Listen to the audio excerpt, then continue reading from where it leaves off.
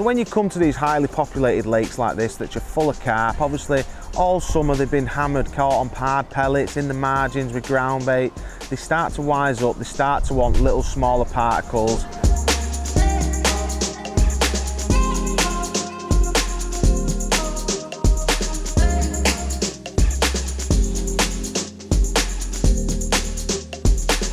There's other species in its lakes that now start to feed. Going into this autumn time, silverfish can become a massive part. Fishing a match, how do you stay in contention to give yourself a chance of not falling behind when you're not on the best of pegs?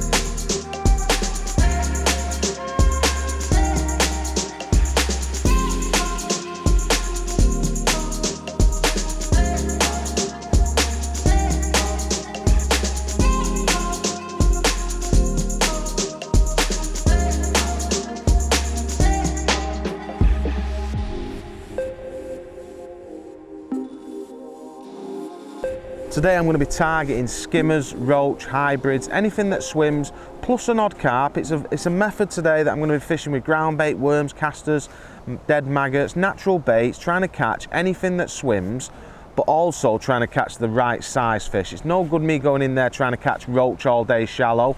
That's not going to catch me a 100-pounder fish, but venues like Hayfield, where we are today, Hayfield Lakes, Barston, they've all got potential of 100+ pounder skimmers on the right begs and the right tactics. So today I'm going to be picking a line, short, not too long. I don't want to be going out into the deeper water because I can still have a carp line out there, and I don't want to be fishing too close where the fish are not going to come too early. So it's about picking the right sort of distance. Today I've opted for about 6.5 foot of water, not too deep, not too shallow.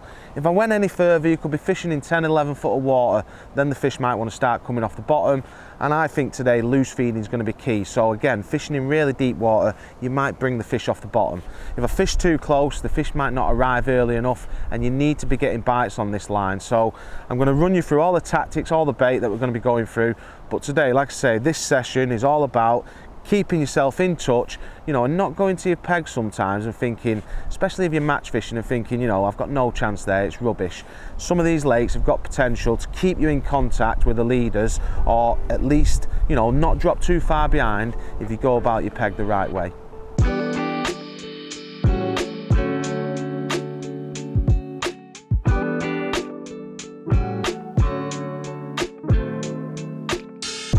Bait choice is really important. It's all venue dependent as well. Like some venues, for example, there's loads and loads of roach, and baits like meat and corn can work really well. Well, here at Hayfield, meat's banned, so that's straight away out of the question. Natural baits can be brilliant, but sometimes you can catch the wrong stamp fish. They can be a little bit too small. But up here at Hayfield, they absolutely love casters and they love pellets. Now, there's a few different ways you can go about targeting these silvers. It depends how big the stamp is and what type of silvers it is. Today, hopefully we won't get as many roach because we're fishing in that little bit deeper water, and the roach will hopefully be a little bit closer in towards the shallower water where it's warmer. Once we go past a certain depth, i.e. say 5 foot, we might not hopefully catch the roach. So my feeling today is that I want to be fishing with natural baits. So I've got casters, I've got some dead maggots, I've got some micro pellets, all baits that skimmers love, and I've also got some worms here that I'm going to chop up. When it comes to chopping your worms, again, I don't want to be attracting, there's lots of perch in this venue, I don't want to be attracting too many perch straight away or anything like that. So when it goes about chopping it, what I'm going to do is I'm just going to show them the scissors very gently and try and have it so they're like inch pieces of worm. So I'm just going to cut the worms across ways, just get a rough start on them. I'm not going to blitz them, I'm just going to try and chop them into sort of like inch segments, similar to what I'm going to be putting on the hook. So you can imagine if I was in the winter here now and I wanted to really finely chop them, I'd be mushing them to pieces, but I'm just working the scissors up and down the worms just to make sure that I'm not chopping them into too smaller particles. So I don't know, maybe 30 chops, and I'll roughly have now inch pieces of anything from sort of ½ inch up to sort of inch pieces of worms. Even if there's an odd big one in there, like 3/4 of a worm, I'm not bothered, because yes, I'm fishing for silvers, but if I can hook carp on this line as well, brilliant. You know, I'm not saying that I'm not fishing for carp. I'm just trying to catch some silvers as well as fill the gaps for the carp. So what you tend to find on venues like this is when you do get feeding fish in your peg as well, it attracts other fish. So if I can get some silvers feeding, the carp might come in. Whereas if you're just feeding like hard 6 and 8 mil pellets, you miss out on all the silvers. You won't think there's a silverfish in here if you fished hard pellets. But as soon as you switch to different baits, you can see the potential of it. So what I'm going to do now, I'm going to mix my ground bait. Well, I've mixed my ground bait. I'm going to do my mix for what I want to feed initially. Ground bait choice for today is Pole Mix. I use that for all my summer fishing pretty much. 90% of my fishing is done with that ground bait. I've already pre-mixed it and I've gone for about 1 kilo of ground bait. I'm going to be loose feeding casters over the top of this line. I might change that up throughout the day. If I start attracting roach, I might cut the loose feed out and just pop balls of ground bait. And then I might have to work out whether I feed decent sized balls of ground bait like that and fish it out, or whether I fish a real stodgy mix and pot in small balls regular, like with a little pole pot on the end. So there's a few different ways today, and I'm not totally sure how I'm going to go about it. To start with, I'm going to put an initial bed of bait down, loose feed the bait, try and draw fishing. I always think loose feeding is great for drawing fishing.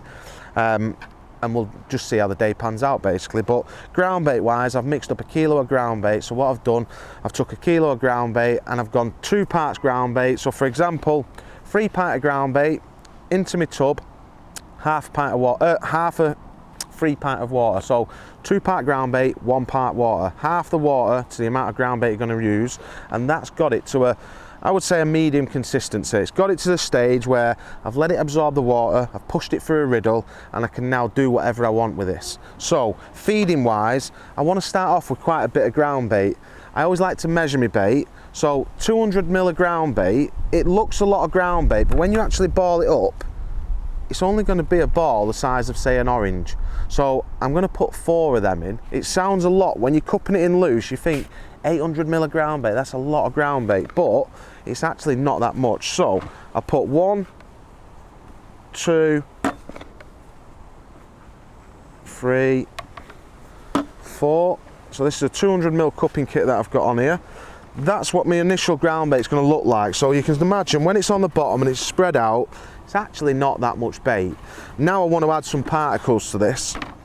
So this is just my initial feed. I might change this throughout the day. So I want to put quite a lot of particles in as well, because I feel like if any carp come in or there's any smaller fish, they'll be eating this. And the ground bait's a great attractor, but I do want to try and get them on particles and try and catch some bigger stamp fish. So I'm going to put about 100 mil of micro pellets in there, so that can go in. It's always nice to have a few micros. Maggots is a funny one because again it can attract roach, it can attract perch, but skimmers and carp do love them as well. So I'm going to put about 100 mil of dead maggots in there. So 100 mil of dead maggots. Chopped worm wise, again about 100 mil, which is probably like, I don't know, I don't even want to guess how much it is kilo wise. It's not a lot. I've probably chopped half pint of worms up there. It's probably 1/3 of a pint of worms. No, maybe not even that. 1/4 of a pint of worms that I've put in. But when you measure it, you know exactly what you're putting in. So 100 mil of worms. And then casters wise, I'm going to be loose feeding casters over the top. So again, I don't want to put loads of casters in. Again, I'm going to put another 100 mil in. So I've got 800 mil of ground bait and I've got 100 mil of each of these baits. So I've got 200 mil of particles in it. When I mix this up now, this is only my initial feed. When I mix this up, I'm going to have a really rich mixture. So when I form a ball of that, you can imagine, I'm not going to put it in balls, but you can imagine it's really rich with particles. There's lots of bait for the fish to go at. So 800 mil of ground bait, 200 mil of particles. If I feel like the worms are important, I can always put a little bit more in. I might not need to put any more casters into it because I'm going to be loose feeding them over the top to bring new fish in. If I start catching little fish, roach and stuff, I might cut the maggots out. Micros might be a great attractor as well. So I'll just play about with my particles throughout the day. I'm trying to work it out as I go along. Like I say, I've got options. I can loose feed over the top of this initial feed. When it dies, I can put a bit more ground bait in. And I'll try and work out. If I'm catching on worm on the hook, it's telling me that the fish want to eat worms. If I put maggots on and start catching roach and little fish, it's telling me that I'm probably attracting little fish, so I might cut the maggots out, or I might cut the worms out if perch are a nuisance. I'll just play it by ear basically, but that's my initial feed. That's what I'm going to put in. I'm going to put it in loose as well, so I'm just going to put it in my pot, press it in reasonably tight, so when it comes out, it's almost going to come out in a little sandcastle, and that's going to cloud up as it's falling through the water, and as it distributes, I'm going to have a carpet of ground bait and particles all on the bottom. Now when I'm doing this style of fishing, in the winter, I might feed at 13 metres and fish beyond it. Today, I'm going to fish right on top of my bait, so I want to pot it exactly where I'm fishing and fish right on the top of it, because I feel like the fish are going to be hungry and they're going to be on that bait. So let's jump on the box and let's go and get the peg fed.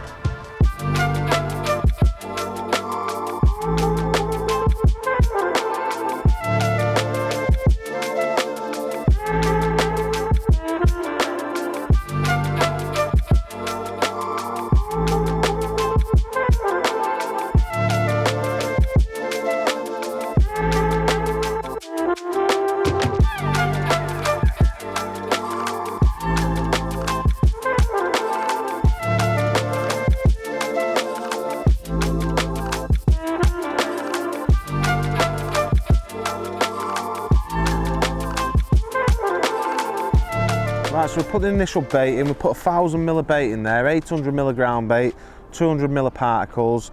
It's been about 40 minutes since we fed it, which is typical of what, you know, I would do in a match situation. I'd try and always get an early carp, whether it be fishing short with pellets, maybe mug an odd fish, or go out long, slapping shallow before they sort of disappear.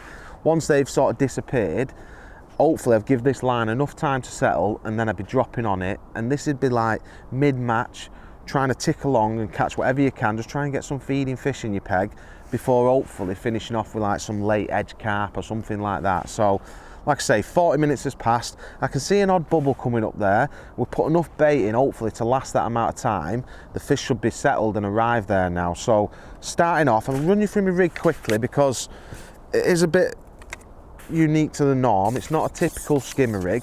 I've got black hydro elastic in, which you might think, well, black hydro's a bit heavy for skimmers, but you know, we are fishing for silvers here, don't get me wrong. We're trying to catch anything that swims, so if we do hook a carp, we do want to have a chance of landing it. So black hydro elastic. I've got another top kit here with grey in, because if we're just catching skimmers and I'm bumping any on black, I will swap to grey.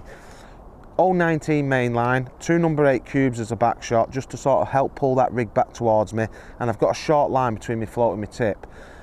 The reason for that is not to hit bites or anything, it's so that my rig can't drift past beyond where I'm fishing. I've got about a 12-inch ledge here where it's reasonably flat, the depth doesn't change by more than an inch, so I've got about 2 inches of line on the bottom. When I flip my rig out, I'm going to be 2 inches over depth, but if my float goes like another 3 or 4 inch beyond it, I'll only be about an inch over depth, so I'm making sure that there's a little bit of line on the bottom so I'm not just touching the bottom. If it was windy and it's towing a little bit more, I might even put another inch on that. The float itself is 0.75 carbon pinger. It's got a nice thin bristle, 1.5 mil, not too thick, because the bites might be a little bit delicate, so I don't want to go too overgunned and just fish a total carp rig. I want a little bit of finesse. The pinger offers that. Carbon because it doesn't tangle, and also it's a little bit more robust. You might think 0.75 a gram is quite a heavy float in sort of 6.5 foot of water, but if the lake starts to move, you know, you need a bit of stability in your rig. I don't want to fish like a 4x14s, 0.4, half a gram. It might just be a little bit too light. And then coming down, I've just got a nice bulk, number 8 shots, and then I've got 2 number 13 trimmer shots just to get that float a little bit lower. A little kicker shot just below that, just to kick it away from my bulk so there's no twist ups or tangles. 2 number 9 droppers. They're spaced about 6 inches apart, so the first one's 6 inch from my hook, next one's 6 inch above that, and then my bulk's about 7 inches above that. And then I've got a 4-inch hook length of 0.17 N-gauge, and that's to a 14's SLWG. Again, orientated around carp, but I don't think them skimmers are that fussed either. You know, they see 8mm pellets on bands and stuff like that all summer. I don't think they're going to be that fussed while the water's still coloured and you're feeding. And obviously you're trying to catch a decent weight of them as well. It's no good coming here and catching 20-30 pound of silvers, because that only equates to sort of like 2 or 3 carp sometimes. So if I'm going to catch doing this, it's got to be worth doing. I've got to be able to catch 50, 60 pound of them, or maybe more, but 50, 60 pound of them at least to make it worthwhile doing. If I'm going to spend 3 hours fishing there, you know, when you break your match down, typically on a venue like this, 120, 150 normally wins. If you can catch 2 carp early, give you sort of like 10, 15 pound, 50, 60 pound of skimmers, get you up to like 65, 70 pound, then a good run that last hour in the edge, you know, all of a sudden you're looking at over 100 pound.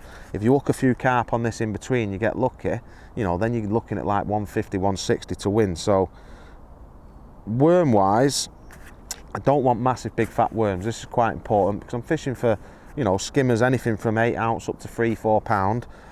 I don't want a big fat chunky worm where I might miss bites. So medium dendrobina sort of size, you know, not too thick. Don't want them too thin and scraggly either.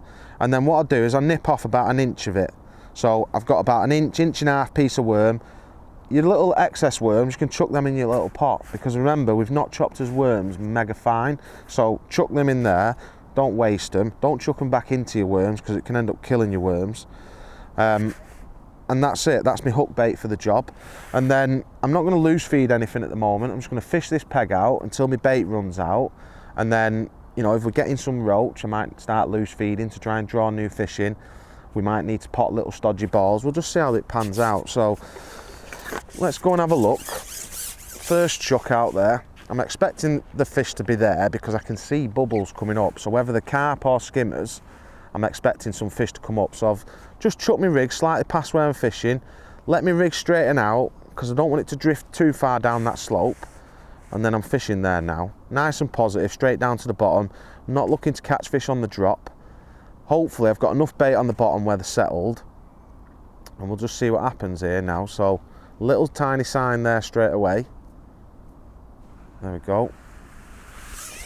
Doesn't feel a big fish, but it's a bite.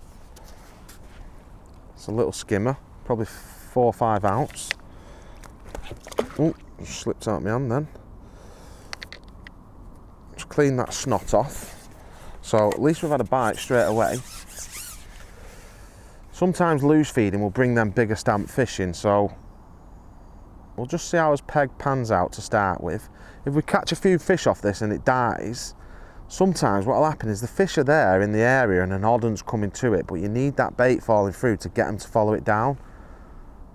But then on other venues, such as Barston for example, just potting bait can be really good and not loose feeding. Loose feeding has its day there as well as, but you know, I've had good weights of Barston when it's cooled off, just potting ground bait, catching 2 or 3 fish, put another ball in, you know, fishing with a pole pot on the end of his pot and just potting that in might be a good way to do it.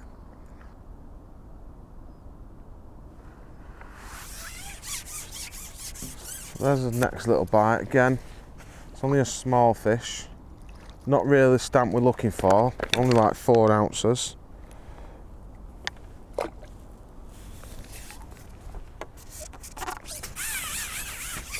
But it's only just started as well, so not too concerned just yet. We'll just let's sort of feel our way into the peg. If I have 15 minutes of like just an odd bite and it's not quick enough, I need to start doing something. You know, they might, because it's such a deep venue, it might be one of them venues where they need bait falling through the water to keep them following it to the deck. There's an odd carp mooching through there. There's one just a couple of metres past my pole pit, just literally on the surface about. There's another one just here then. Another small fish. So there's a chance that, you know, we could have had some carp come through our peg. Another little 4 ouncer. And sometimes it takes time for this peg to develop.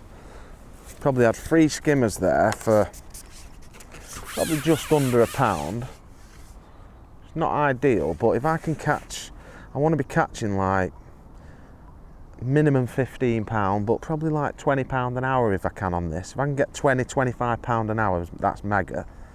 See, that one there has went straight on the drop, just as it's settled up and it feels a slightly better fish.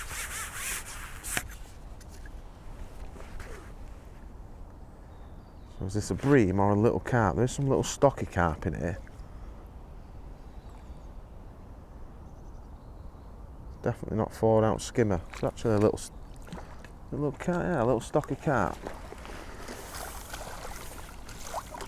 So if these have come in my peg early, see that's now £2, so probably £3 there in like, don't know what we've been fishing, 5 minutes.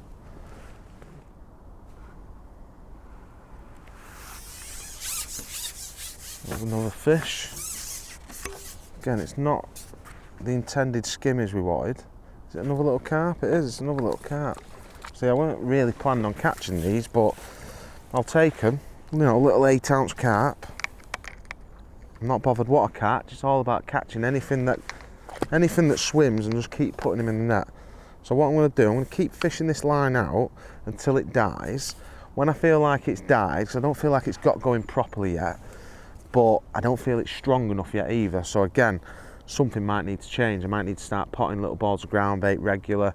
I don't want to go in there with another big pot because the fish might back away. I think little and often, I've laid my bed of ground bait down now, I think little and often now the key. And because it's a deep venue, I'm getting that feeling already, I need something falling through. So I'm going to fish this out until it dies. Once I feel like it dies, I think what I'll do then is I'll mix up some ground bait.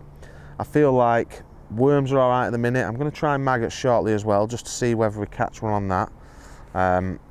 If I start catching little fish on maggots, I might not put maggots in my next mix. So I want to try maggots before I think about topping up and changing something up. So again, another little sign straight away as I went in. There we go. But the thing is, we're getting bites when everyone else could be sat here now, potentially trying to catch them big carp, and they don't want to feed till later in the day. This is exactly what this line's all about. It's keeping fish going in the net. Again, it's another little carp. I'm surprised, like, you hardly ever see these fish. Just shows the power of natural baits, because you don't normally catch little runs of these. That one's probably about 10 or 12 ounce. So the last two little carp have gone over £1. That's brilliant, do you know what I mean? I'm getting bites, and hopefully if them bream rock up, some of them are like £3–4 as well. So let me just try maggots before. Worm's been quite good up to now, so I'm going to put, let's have a look, 3 dead reds. No, I'm going to put 4 dead reds on. I think that looks about right. 4 dead reds, just to see if we get any smaller fish. Might not be big enough. There's a lot of particles in my peg, you know, little bit of maggot, 3 or 4 maggots. The hook bait itself might not be big enough. You might end up waiting longer for bites, but it could be good for bites as well quickly. See, that one's gone straight away. That's a little skimmer. So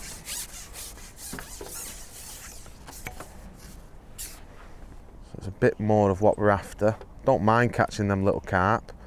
I don't feel like you'd catch £100 of them. Whereas these skimmers, if you start catching the bigger ones, you know, these are bigger in the carp. These are what we're after.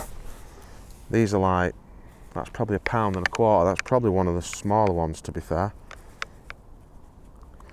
And that took it straight away, just as it settled up. You know, that little bit smaller hook bait, rather than that inch piece of worm. So we'll try that again. 4 dead reds. Another carp's just topped to me right there.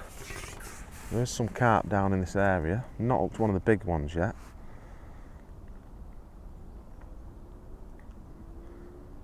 Now, if dead maggots are good, I'm going to put them in my mix again. Obviously, I'm always one of them. If they're eating what's on my hook, then I'll feed it. So I'll feed some chopped worms because I know that's working. I'll feed some maggots with it. I know it's working. The most pleasing thing about this at the moment is I've not caught any roach, which is good. But I might start loose feeding casters to bring new fish in and start attracting roach. So that's something I've got to be careful of.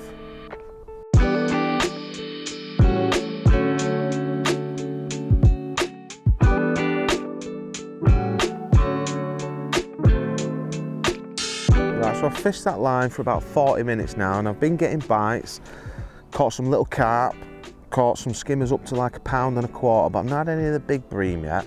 That's hopefully what I want to try and catch. Now, before I start loose feeding my bait, I just want to see if I can trigger them fish into feeding just by putting a little stodgy ball back through. So feeding regular, maybe every fish, maybe every second or third fish. I'm just going to play it by ear, but it's time now to sort of make up a little mix so I can go along. So I've got my little mixing tub here, which is a 4-pint bait tub, and what I'm going to do, I was happy with the initial mix. I didn't feel like I was waiting ages to get bites.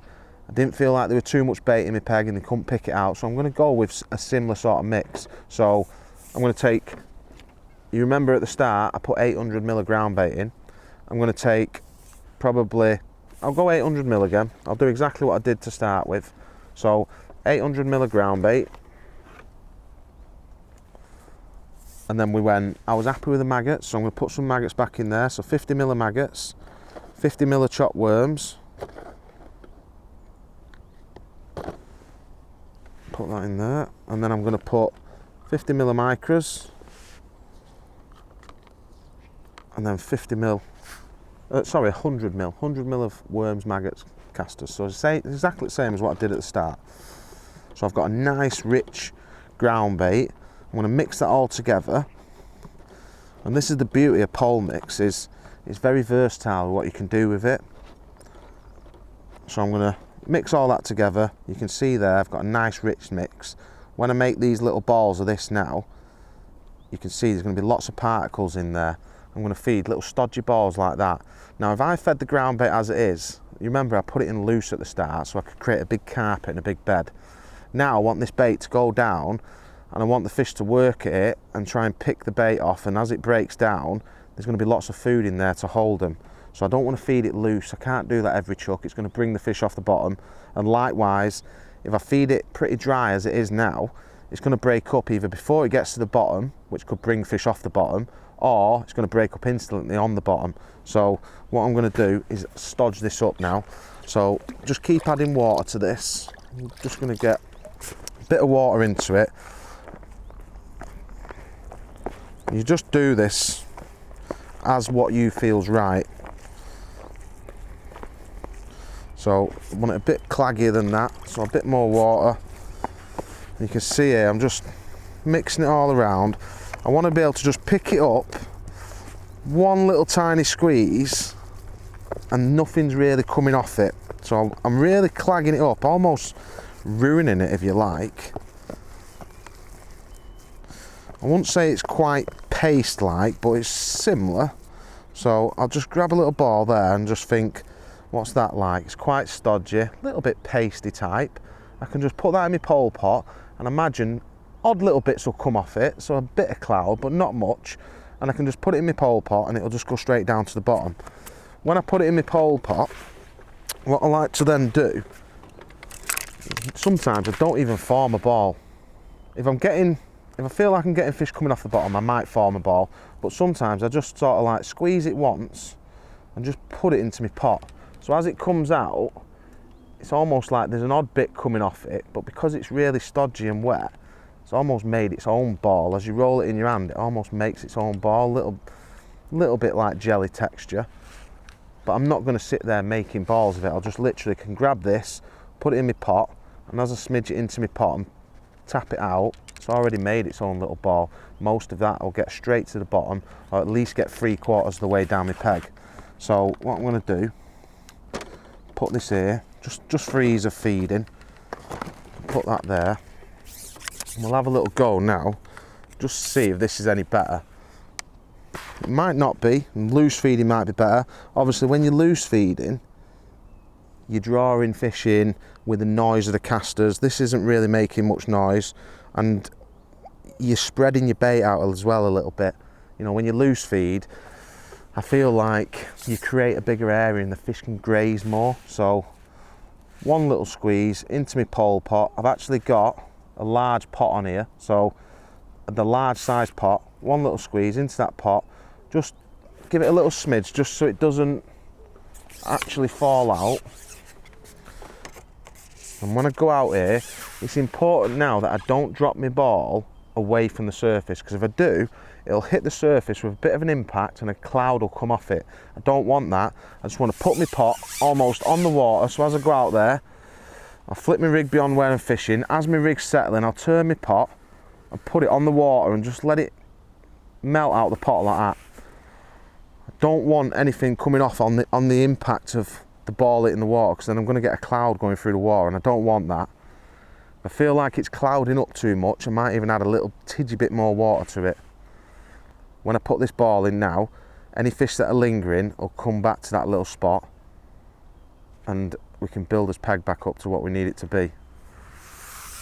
So straight away, within a minute or two, we've hooked another skimmer. That's good. And because I've got lots of particles in my mix, hopefully I've got something to hold the fish. If I didn't have many particles in there, I won't be able to hold the fish. So another skimmer, probably just under a pound. And if you're catching them quite quick like that, I feel like I could go and get another bite here off that little ball of ground bait. So let's just see if we can get another bite off it. Whenever you're fishing like this, you're just trying to work out what's quickest. Is it quicker to feed every single chuck? Is it quicker to feed every second or third chuck? You know, skimmers are the type of fish where they can back off your feed a bit and come back. So if you feed too often, they might keep backing off it, but some days they're hungry and they want to be on that bait instantly. So that felt like a little bit of a smaller fish.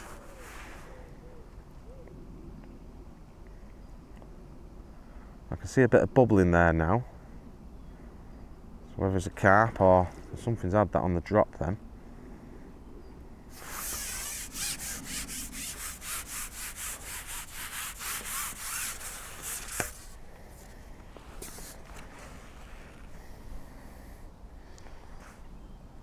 Actually, a carp swimming right under my feet here. I've got a spider on my neck. Is this our first big carp of the day, maybe? Spiders everywhere on me here. Get out of it. So I don't feel like this is one of them stockies. Now, bear in mind, I haven't hooked a carp when my bait's just been dormant, that initial feed, if you like, just sat there on the bottom. As soon as I start putting bait through, it might have caught the attention of these carp and I might have hooked my first one. So I've got that black hydro on. 017. I started hooking loads of carp and I was getting bust. I mean, 017 to black hydro hopefully should be fine, but I wouldn't hesitate to go in 019 if need be.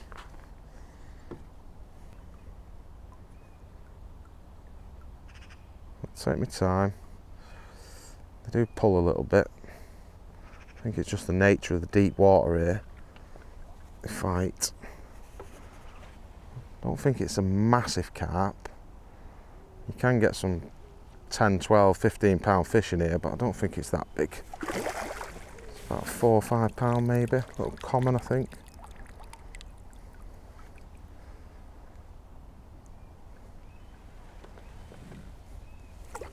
There he goes.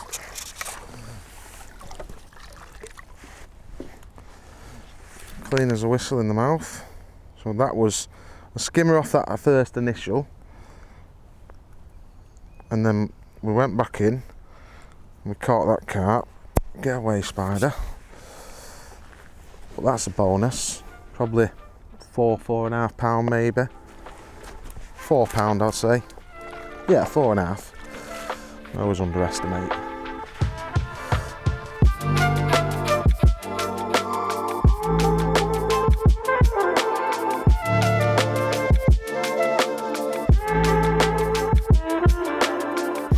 So I'm getting a few missed bites there, and I'm also feeling like the fish are a little bit off the bottom. Again, we've not caught one of them better bream yet, but I feel like if we start loose feeding, we've got a chance of pulling some in and making the fish follow it down to the bottom. So I'm going to start loose feeding casters, try and spread the fish out a little bit as well, so we're not missing as many bites. I'm catching lots of these little carp when I'm feeding my ground bait, which is good, but the main target is them bream. That's what I need to be catching. So let's just loose feed some casters and see if it gets any better. I'm still going to put a bit of ground bait in every now and again, so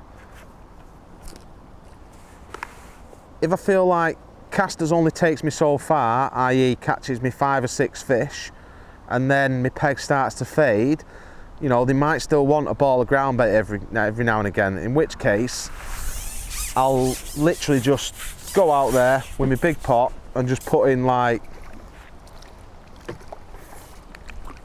a one-handed ball, probably something like that, just to pin them back down to the bottom and then carry on loose feeding again.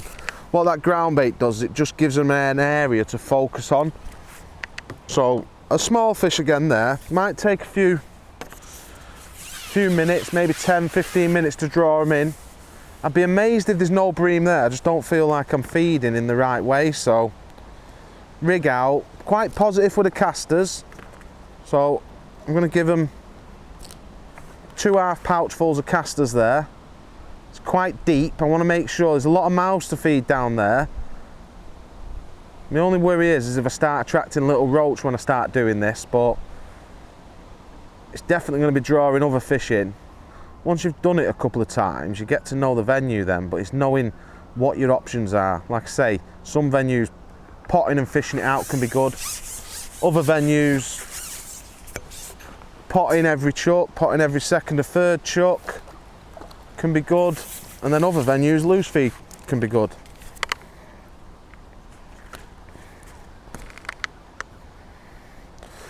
But we're getting plenty of bites, and that's the thing. Like I say, Hayfield is not a venue you'd associate with silvers, but there is a lot in here. But the main objective is to make it worth our while. We need to be catching some bigger stamp fish. So it's amazing how loose feeding can change your peg. Like, it hasn't up to now, but I just feel like I'm not missing as many bites now. When I was potting that ground bait before, I was getting a few fish coming in and they're all buzzing about in the same spot, whereas now I'm waiting, and when I get a bite, it's still quick. The stamp hasn't improved as of yet, but it's still quick, and the bites are like just nice sailaways. I'm not getting like miss bite, and then catching a fish. And I always say it to people, when it feels easy, you're normally doing the right thing then. I waited a little bit longer for that one. As I upped it, come off the bottom as well. This might be a slightly better stamp skimmer. Is this what we're after?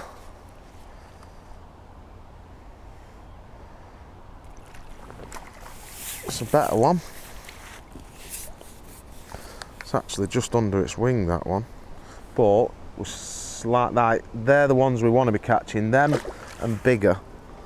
We want the brown ones really, but it's a good sign. Hopefully that peg's slowly starting to pick up a bit now.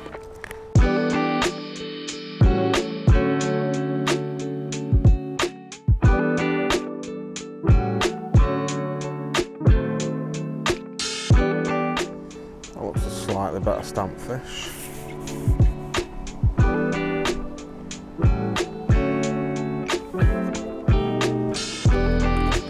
Nice Crassio. See, that's a bonus. It'd be nice if you got a few of these mixed in. You'd associate these with catching them shallow really, but if I can catch them, that's brilliant as well. Anything like that. I'm still missing that elusive bream yet though, but hopefully now as peg is just slowly starting to develop, catching an odd better stamper like that, and it'll not be long before them bream arrive.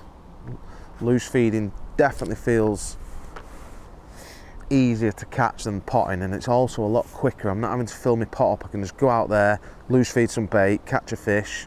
I just need to work out how much ground bait I need to be topping up. I might need to be putting a ball in every 15 or 20 minutes. But I feel like I'm still going through that stage where I'm just waiting for my peg to develop at the minute. A little carp. You literally do not know what you're going to catch next on this. We've had carp, Crassio, a brown goldfish, little skimmers, bigger pound skimmers. I still feel like we've had a big carp on it. Still feel like we've not caught the intended species yet, but you know, we're probably only about an hour into the session. I feel like there's plenty of time yet for it to develop.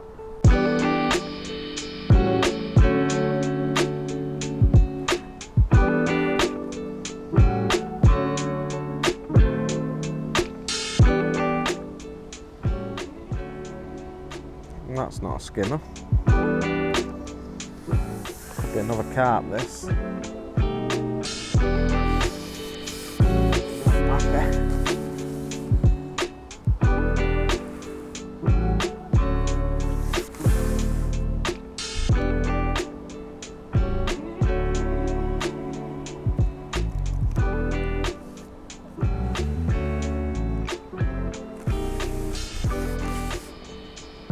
That's the exact reason why you want to make sure that you've got that semi-carp rig on, 017, just to try and give yourself a chance when you do hook these.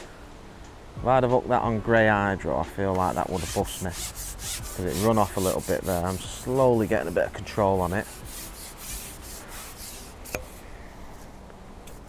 I've been loose feeding this now for about 20 minutes, and I've had 4 or 5 pound skimmers, none of the big bream yet, but I've just hooked another carp as well. And if peg feels like it is developing, it is getting a little bit better, and I feel like the more I loose feed, the more I'm dragging these newer fish into my peg, and also if I get a bonus carp doing it, brilliant.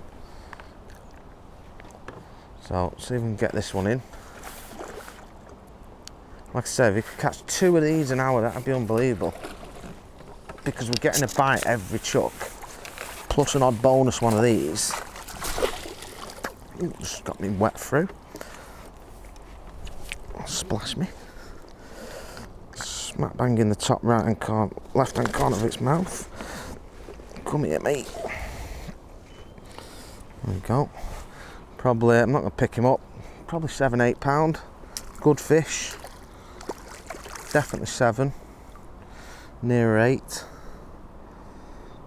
But I can definitely see that my peg is developing now. A few less of them stocky carp. I think they do like the ground bait, them little stocky carp, because when I was potting bait before, I was definitely catching more of them little carp. Now I'm loose feeding, does seem to be a few more skimmers. Like I say, I've had 4, I've probably been doing it 25 minutes, I reckon, this, and we've just hooked that carp as well. So hopefully some better stamp fish are coming in now. I'm giving them that bigger area to graze, and then not be long before them bream arrive as well, and then you can start doing a serious weight then.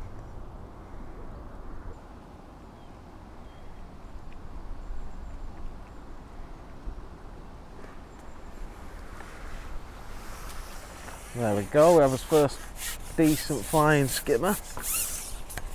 Don't come off, you little naughty boy. That's what we want. So we've had a brown one about £1 pound and a bit, and then we finally caught them bigger ones that we're after. Stop slapping me. Calm down. He's lively. Probably just under £2 pound. Decent stamp fish, but they're the ones we want. Plus, there is bigger ones than that as well. But over this last 25-30 minute time, I can definitely tell now my peg's progressing. So hopefully if they start to show, them little stocky carp, because as good as it is having them little stocky carp in your peg, you just want them to settle. Them bigger skimmers, you just want them in your peg. If you hook an odd carp in between, even though it'll knacker your peg up for a short while, it's worth it, because it might be 7-8 pound like the last one. So I don't mind hooking an odd carp, but what I don't want is loads of these little carp buzzing about. Initially it was great, it was getting bites, but now I feel like my stamp of fish is slowly getting bigger. I'm not getting as many daft indications because I'm spreading the fish out, and my peg's starting to develop now. So fingers crossed. Took about 25 minutes, which it can do. You know, I'm not surprised it took a while of loose feeding, but now we've hooked our first one. Hopefully there's a few more going to be lingering about in the area.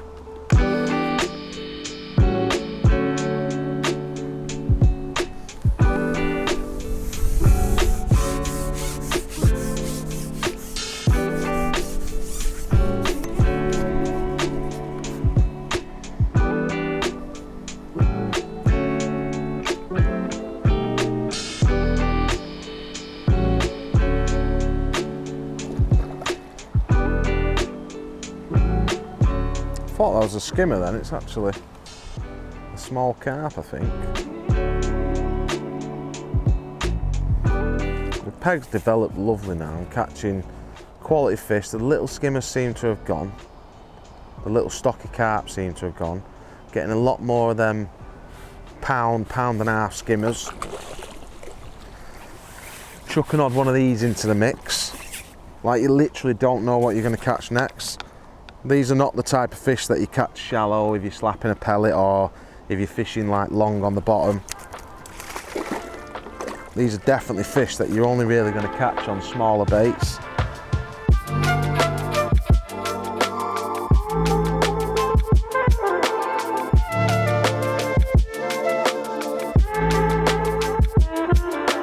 So now I feel like the ground bait has ran out, so what I'm going to do, just top up. When you feel like your peg's just going a little bit like this, it's quite easy to go back in now, loose feed, keep catching, get an odd random carp. I want to be positive with my feed, so I'm going to take a little bit of clag, give it a little one-handed squeeze, so it's not squeeze it to death, but just enough to hold it to get it to the bottom. I'm just going to go and put a little small one-handed ball of ground bait in of all that clag that I made up before and I was potting, and hopefully now that could potentially bring back in some more of the bigger skimmers, more of the carp, and I'll just carry on loose feeding, doing exactly what I'm doing.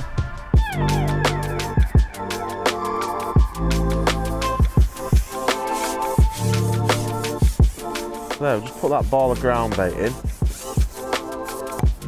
Just as we felt like our peg was going a little bit, I actually thought that was a better bream then, but I think it's another carp. Peg's just gone a little bit quiet for like 2 minutes. Didn't get one straight away, which I was getting bites all the time, and all of a sudden you've hooked one of these, and that's why it's important to be positive with ground bait as well. As soon as you feel like your peg's, you know, casters will only take you so far, and then you have to use that ground bait to drag fish back in. You know, a bit of chopped worm, bit of micros, bit of dead maggot in there.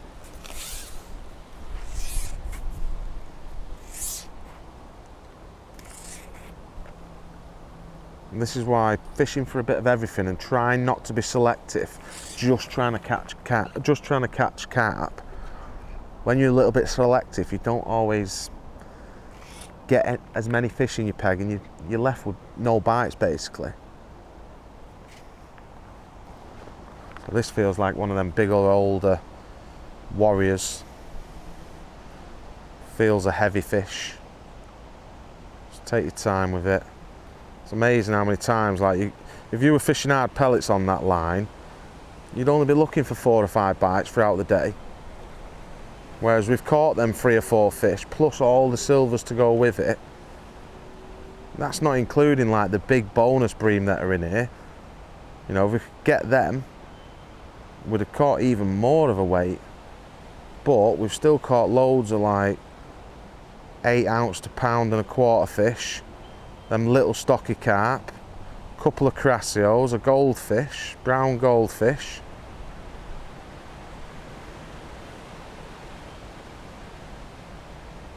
In probably 2 hours fishing, we must have easily caught 50 pound. So I'd be well happy. Maybe more than that, to be fair. If we can land this one, we probably had 3 carp for 20 pounds, so yeah, probably a bit more than 50 pound.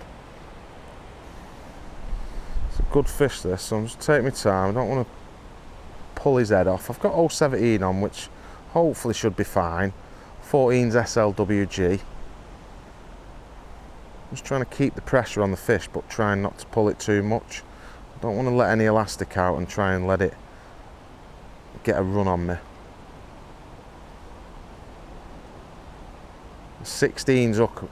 If I was fishing a 16's LWG here, to black hydro, it's probably not quite balanced my gear. The hook would probably be a little bit too light. You've always got a chance of your hook opening up then. It's coming up a little bit more now. I could tell there was a better stamp fish there. As soon as I fed that ground bait, sort of like none of them little nuisance bites. It was just sat there 2 minutes and then it just went wallop.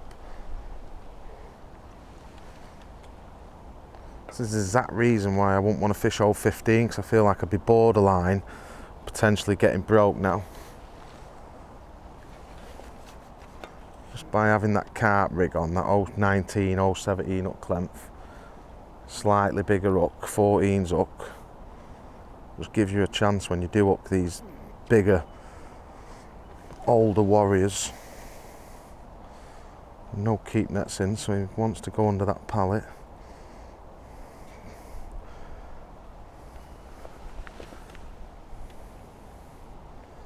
Don't want to come up this one.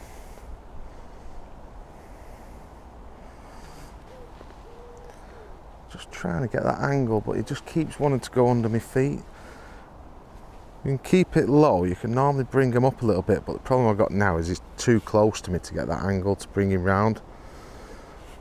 So every time I'm pulling up, he wants to go down. That's why it's so hard to get the fish up. You can get a side angle, sometimes they come up a bit close to the surface.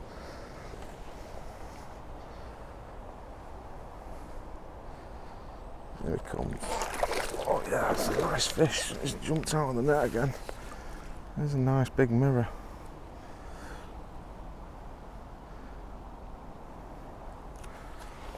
Weren't expecting any big carp. Only got me 400 net on here. Could probably do with 500 to be honest. Coming back round now, I think. This is normally one of the edge fish that you'd be looking to catch later on. Like I say, there's fish to, well, there's fish to 20 pound in here, but I've had them up to 15 myself.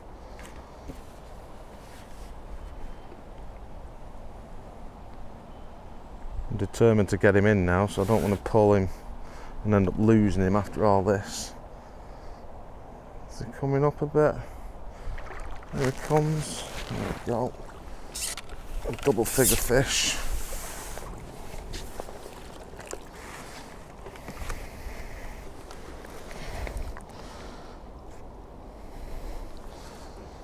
As you can see there, try and show him you.